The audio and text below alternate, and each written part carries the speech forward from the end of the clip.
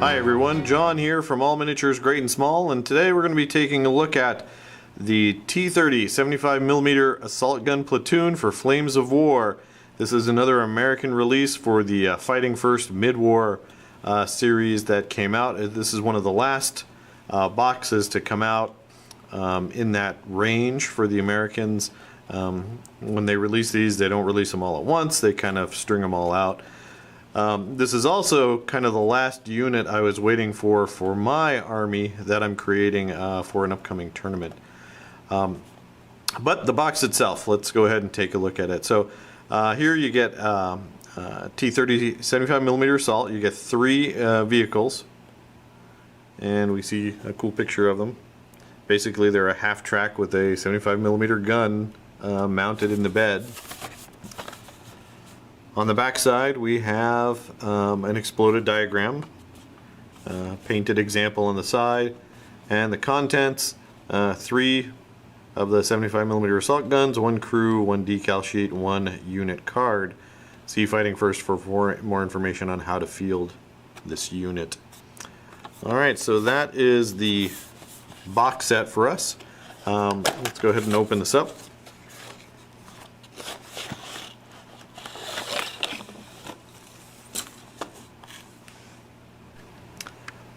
Alright, here's what we get in the box. We have decal sheet, yellow stars, American flags for mid-war. We have the cards. We'll take a look at that in a moment when we do our unit evaluation. Then we have the plastic. So these are your basic M3 half-track sprues, just like what we saw in the Armored Rifle Platoon and the standalone half-track box. So nothing new there, but this kit also comes with resin, which was bubble wrapped resin replacement. Basically it's the replacing this piece of your sprue. So this piece is resin. It has the gun carriage in it, and it's going to slot into there just like that, and you can see it just slots in perfectly. So again, this piece is replacing this piece. It also comes with a bag of metal, and this has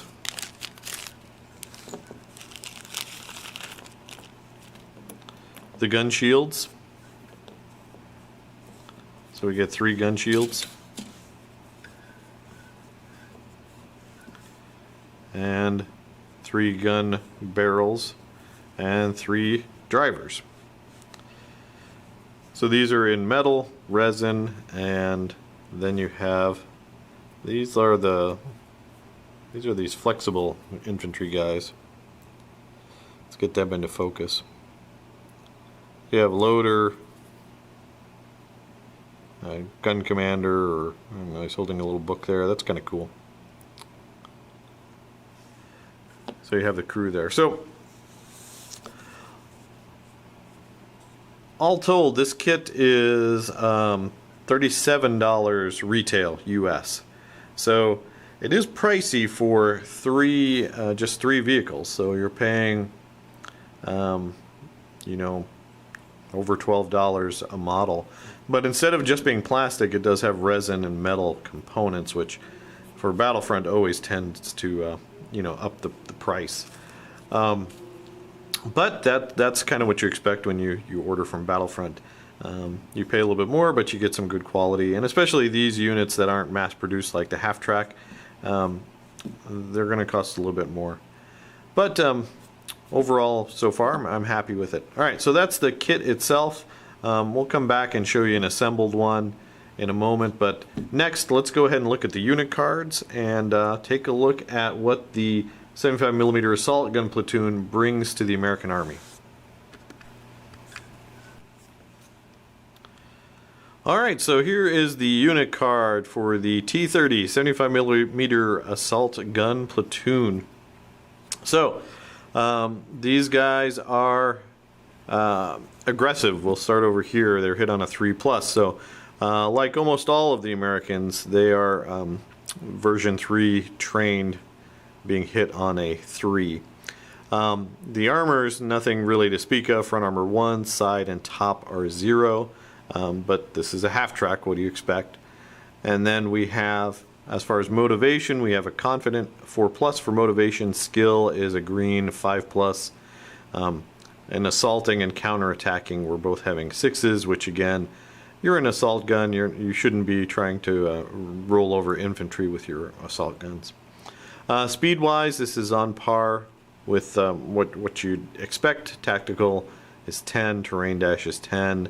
Put it on a road, though, you go 32 inches. Has a respectable 4+ cross.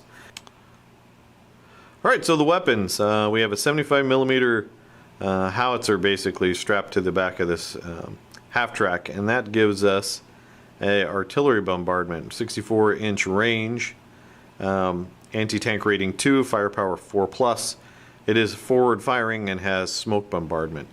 So as far as artillery goes, it's decent. I mean, it's not a replacement for a 105mm artillery battery, but still with a 4+ firepower, this thing can be really dangerous for infantry.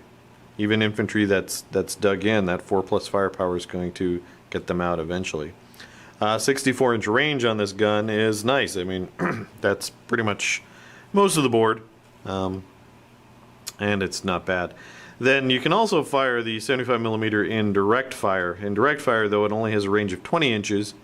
Halted, it has a rate of fire of 2, moving rate of fire 1. It has an anti-tank of 6 and a 3+ firepower. It has the forward firing rule and smoke, so it can fire direct fire smoke. The anti-tank rating of 6 means that you're really not a threat to armor of any kind. You know, even Panzer IIs will get a decent save against you. So these aren't really meant to tangle with tanks at all.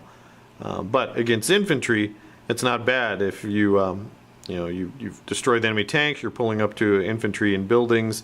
Even though it doesn't have breakthrough gun, the 3+ firepower is nice, and that will whittle guys out pretty quickly. Rounding out the weapons, it also has a 50 cal machine gun, which again gives us some self-defense AA. These guys are in the backfield. They might be able to protect themselves a little bit from incoming Stukas. The rate of fire 3 halted, rate of fire 2 moving is nice. So there you go. That is the weapons and the data card for the 75mm. Then on the back here you have the Assault Gun Platoon information. You can buy either 2 or 3. Each one of these guys comes in at 1 point. And then we have the special rules that we saw with forward firing, self-defense AA, smoke, and smoke bombardment. So not bad. So I like these guys in American lists. Most formations can take I think a maximum of 1 of these. But for 3 points, you're adding a couple of things to your list. One is inexpensive artillery.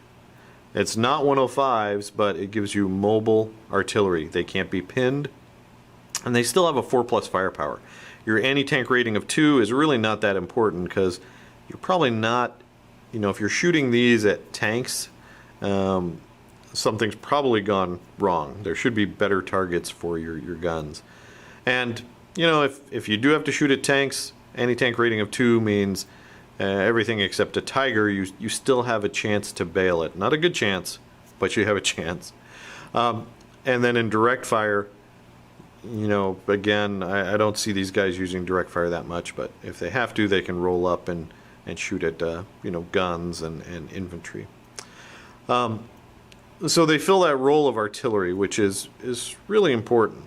And it's mobile artillery, so if you're running things like armored rifles, tank companies, it's a little bit more thematic having these T75mm assault guns with you.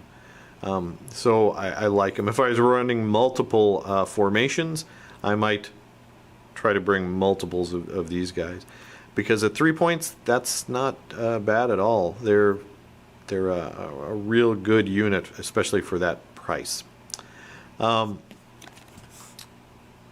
The other thing to note is they do have 50 cal AA machine guns. So even driving up to infantry, 50 cal machine guns can be scary. So a unit of 3 is firing 9 dice of 50 cal if they don't move, or 6 dice if they do. That's not bad, and anyone who's been on a receiving end of 50 cal fire knows you can't really underestimate it. With an anti-tank rating of 4, 50 cals can tear you up pretty good. So overall, I am a big fan of this unit. Again, I was kind of waiting for this box set to come out to kind of complete all my purchases for my Fighting First Army. And I have received several comments by email and comments on YouTube about wanting to get more detail on my army build. I'm building it for an upcoming tournament next month. So I will have a video there. Once I get everything built and put together and start assembling it, we'll have some videos about list building and Americans for you guys. But there you go. That's the unit, kind of our evaluation of the 75mm Assault Gun Platoon. Next up, we're just going to throw together a model real quick so you can see what it looks like assembled, and then we'll be right back. Here we go. 3 of these T30 gun carriages are now built. They are primed in olive drab, or the I use the Flames of War color range. I forget what it's called, but anyway, I think it's Sherman drab actually. But they're just base coated. So how did these models go together? Very well. I was pleasantly surprised. Normally when dealing with resin and metal components, there can be a lot of prep work, and it's just kind of the nature of the beast when you deal with that material. But the resin plug-in that goes in the top, that wasn't bad at all. And the gun barrel, which was metal, needed a little cleanup, but nothing serious.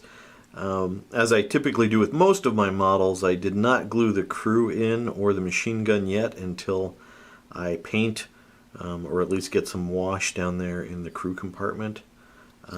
But otherwise, the plastic kit, and there you can see the original hull color. The plastic kit obviously goes together like a dream, and the metal and resin components just snapped in quite easily, and it's still relatively light. So there you go. Again, this particular unit I really like.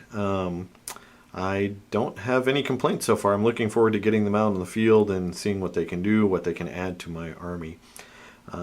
Probably they will be in any iteration of my Shifting Sands, my Fighting First Army, just because of the price point. At 3 points for 3 vehicles, it's pretty looks pretty good. So we'll let you know. So there you go, guys. That is a look at the T30 75mm assault gun unit. Thanks for watching. As always, you can find us on Facebook at All Miniatures Great and Small. If you like this video, please go ahead and give us a like and subscribe. Thanks for watching, and keep on wargaming.